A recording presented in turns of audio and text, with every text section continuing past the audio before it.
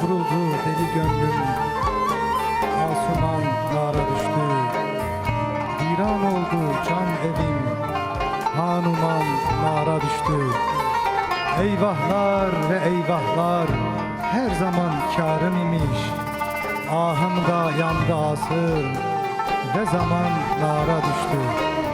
Ben garip yolcusuyum bu yaman beldelerin. Aşkımı ağırlarken nice han nara düştü, nice han nara düştü.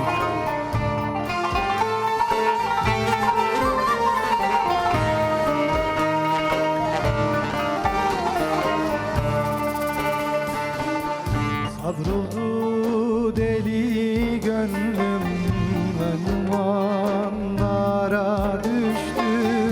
Bir an oldu can evim, hanumanlara düştü.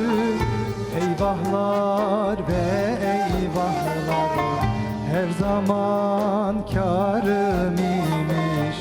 Ahımda yandı asır ve zamanlara düştü. Ahımda yandı asır ve zamanlara düştü. Hey, ben garip yolcusuyum bu yaman beldelerin. Aşkımı ağırlarken nice hanlara düştü.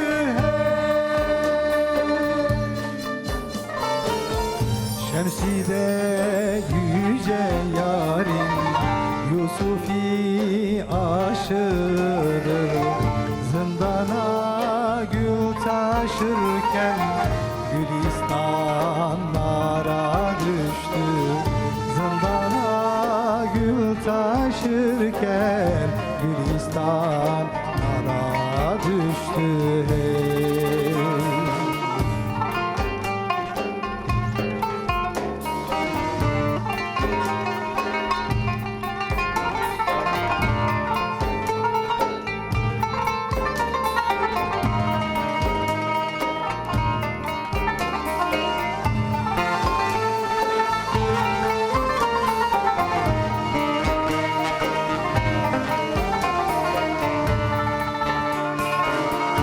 gelmiş geçmiş ağıtlar hep bana yanıyorlar.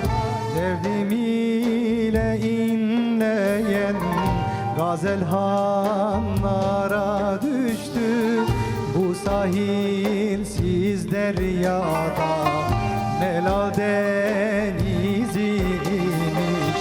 Derdimi ona atacak her dermanlara düştü.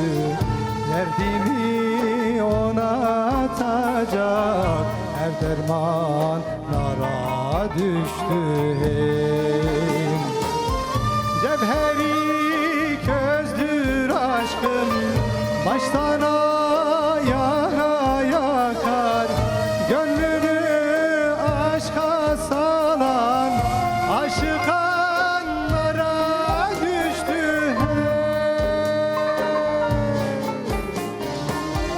Şemsi'de yüce yarim, Yusufi aşığıdır.